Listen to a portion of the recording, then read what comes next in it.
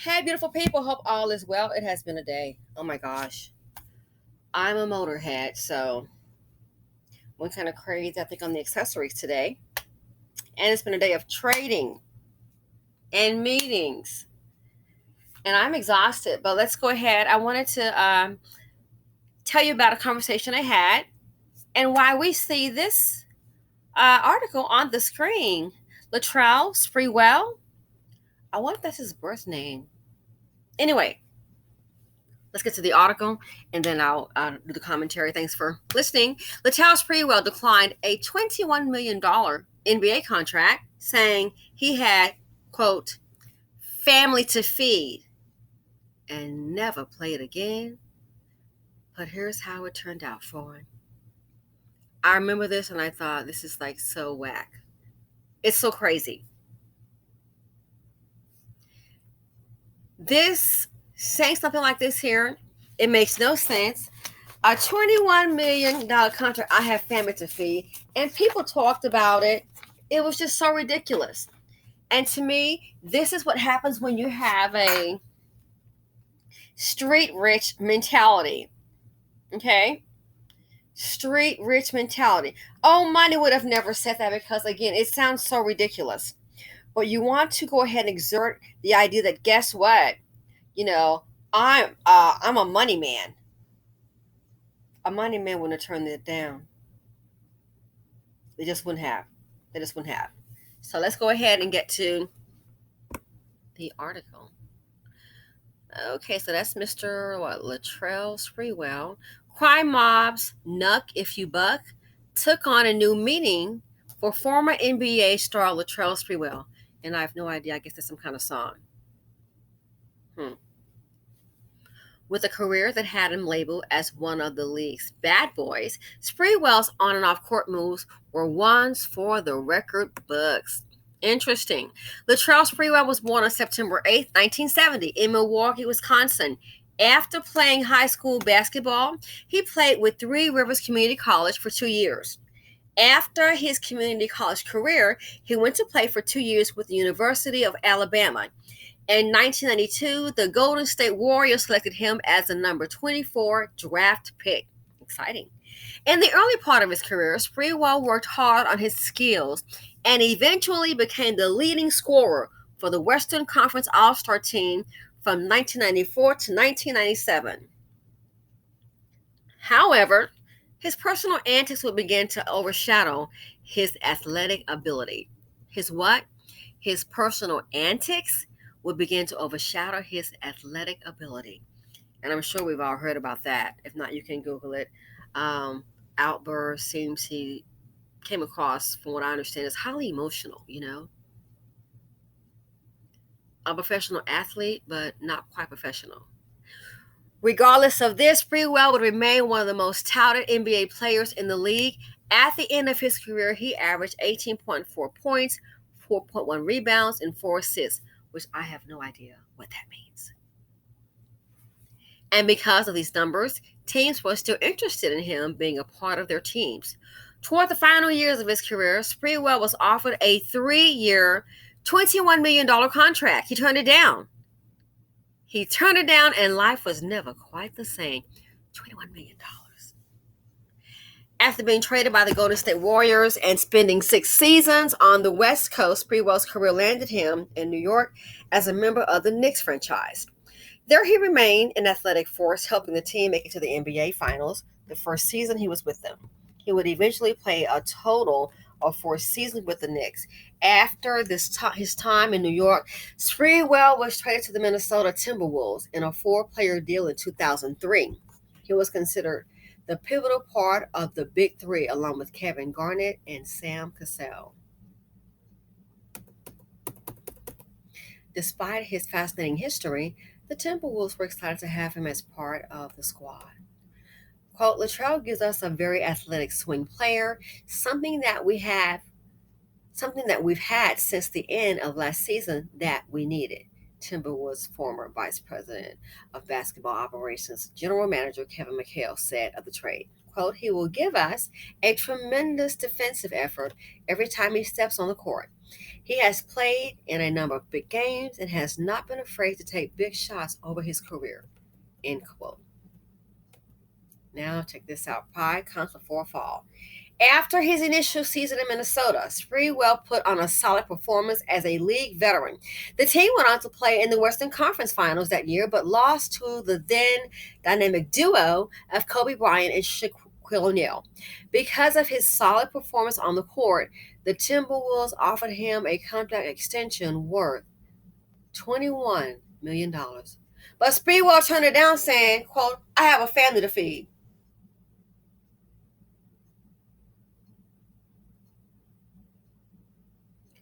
After the terms of his original contract at the close of the 2004-2005 season, Sprewell was preparing to leave Minnesota after declining their offer. His final season with the Timberwolves was also shown a decline in his performance, with career low averages of 12.8 points, 3.2 rebounds, and 2.2 assists per game. Again, I have no idea what that means. Despite declining numbers, several other team members were willing to take a bet on Sprewell in 2005. However, he refused all offers. According to Sports Rush, his agent Bob Gist had a plan to wait until teams got desperate during the trade season and planned to sign with a team before the deadline in February of that year. It's alleged that Gist made it clear that Sprewell was not interested in any deal that included a team's $5 million mid-level exception. Gist described the type of offer as a, quote, "a level beneath which Sprewell would not stoop or knee." Hmm. Since Sprewell declined the original extension from the Minnesota Timberwolves and all the other offers because it was allegedly beneath him, the 2004-2005 season was not only his last in Minnesota, but also his last season of playing in the NBA. Mm-mm-mm. From that point, things started to go downhill for the NBA legend. According to the New York Times, Latrell Sprewell was sued for $200 million. From there, Sprewell was forced to sell his yacht to help pay off the $1.3 million he owed on the boat. According to court filings, per an ESPN report, his home was also foreclosed because of failed payments from September 2007 and January 2008. Wow. Today, don't forget he got a family to feed, and he turned down $21 million. Today's Sprewell is worth $150,000 per celebrity net worth.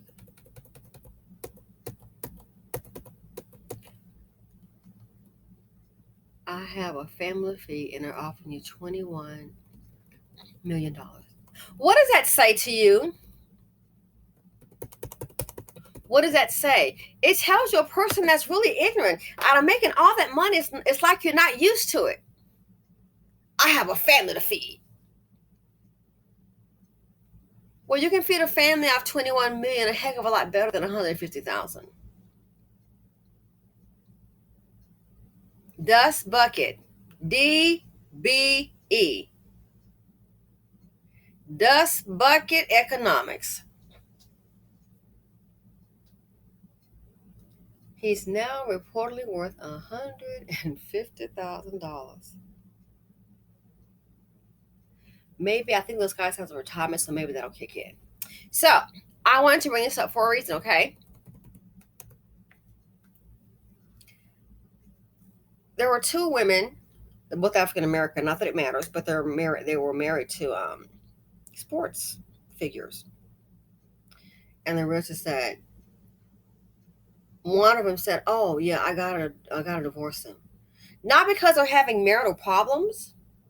Well, no, they were having marital problems, but she said, "I have to divorce him now because if I don't divorce him now, by the time the kids start to get older, the way he spends money," she said, "there won't be any money left. So I'm going to go ahead and divorce him now and get what I can for me and my kids." She said the way that he spends, there would not be any money left for her and her children. They have two children together. Try to talk to him, won't listen. Spend, spend, spend. Go pick up the folks from the hood. Spend, spend, spend. Just living dangerously and financially recklessly. Spend, spend, spend.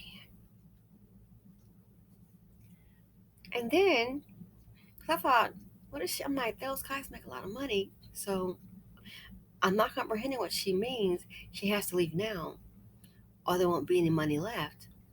And then I saw this article. And there have been other stories too of other players that make a lot of money, and then you know it. I mean, look at, I think it's Jennifer Williams. She was on what? The reality show Love and Basketball. Look at Eric Williams. He had a house that was foreclosed on too. He missed a child support hearing based on reports, and it's alleged that I guess it was granted for something for like child support. He didn't show up, and they asked why. They said, and the court was like, "Well, they mailed the notice to your address. Oh, I don't live there anymore. Lost the house." That's what was that was reported allegedly. I think he may have made maybe like $40 million. Look at him now, and look at Jennifer. She flipped the script, and that's something I don't understand. Our people don't know how money works. Some people don't know how money works. And you want to keep that money to keep generating other money. Have your money working for you while you're doing other things. Have your money working for you while you're at the beach. Mm-hmm. Have your money working for you. Maybe you're at the car show, running errands. You can be making money elsewhere and still have your money working for you. So I see stories like this, and I have no sympathy. I have to think, how dumb can you be? Bruh, I wouldn't come out $5 if you needed that for gasoline. Number one, you're a man, so that's out. I have to feed, I got family to feed. Foreclosed on the house and the yacht. Had to sell a yacht. And you worth $150,000. Gotta be kidding me. Dusty's been drama and trauma. The financial implication is a good excuse on the screen. Too much dust in the nation. So when the woman said that, I thought, that she said, I have to get out now. Because if not, there won't be any money left for me and the kids. And seeing this article, it reminded me of that. Again, look at Jennifer Williams from Love It Basketball. Look at her net worth. And look at Eric's. How does that happen? You can't tell these men anything.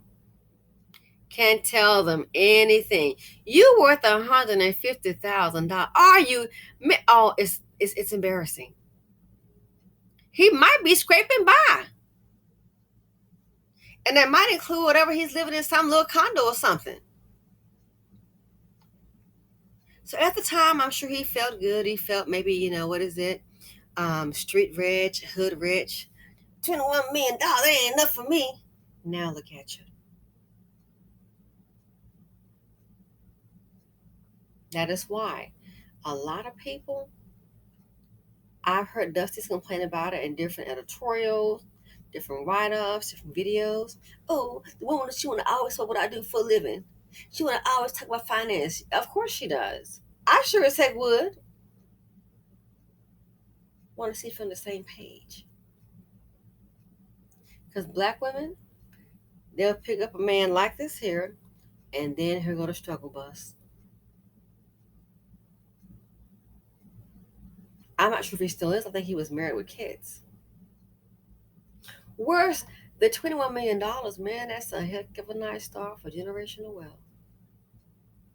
$21 million. I got family to feed. We love to flouse. People know your background, sir. It's not like you were born a Trustafarian. We love to floss.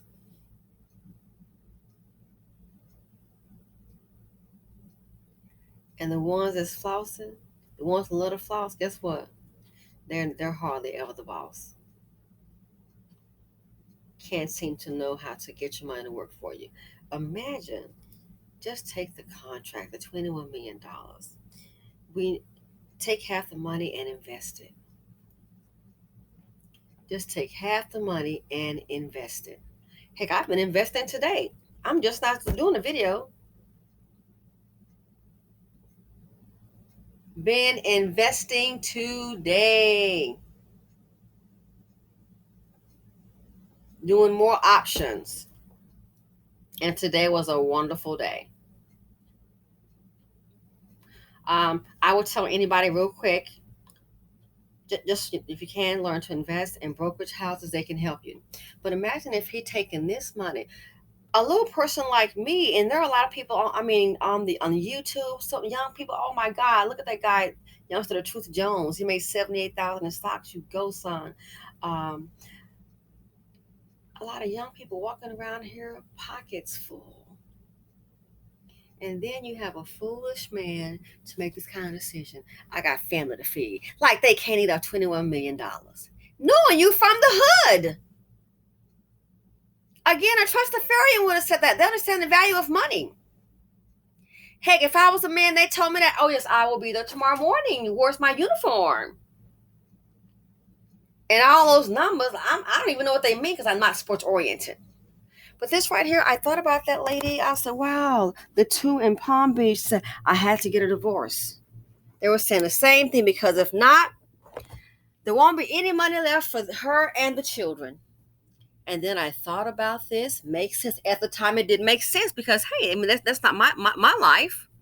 I'm like, that doesn't make any sense. It make millions of dollars. It doesn't make any sense. There won't be any much money left. And she's like, oh, yeah, buying all, it's just crazy. So it just goes to show you. Here's a sad thing about men that I consider dusting. People in general, they don't listen. They don't listen. You can't tell them nothing. Look at Aura. The manager ran off with the money and the tape comes out. And I thought about it. How many, I'm sure it's some, I've heard of one having a gambling problem. How many of these guys playing these sports, Caucasians, ending up like that? Troy Aikman, he's in Texas, and he didn't come from a lot of money. I think Oklahoma. I know it's somewhere south. Didn't turn out broke. My point is, with our people, lower income or not, I don't know why we just can't listen sometime, entertain a different point of view. Maybe if he had entertained an investing point of view, maybe if he'd had a financial advisor, they would have told him, hey, Latrell, yeah, we need to talk. I thought about it. Where's his portfolio? And you got to be kidding me. A man that made this kind of money, you don't have a portfolio? Something is wrong with your head. I'm like, where's his portfolio? Where's his financial advisor to get him on the phone? And then I thought about it. Like the lady said, no investments, making some money. The money's in the bank and just having a good old time. Two wives trying to talk to him about the finances. They're not trying to hear it. So those two sister girls, they divorced him. To me, it sounded like crazy. Actually, it's just sad. So anyway, people, I want to just do a quick video on that. Generational wealth just down the toilet, and now you sitting up here with a net worth of $150,000. Are you serious? You sitting up with a net 100, a average person, a average working person. Well, if they add up the asset, that's your net worth. Sad. So, Mr. Latrell Sprewell, I bet you that contract probably looks $21 million. I bet you probably, if you could, it's too late, obviously. And I remember him getting into it also with the coach, and they were saying, oh, his behavior. So now look, Dusty spring drama. Trauma. The financial implications, millions of dollars down the drain, generational wealth wiped out. It's too much dust in the nation, and I'm out.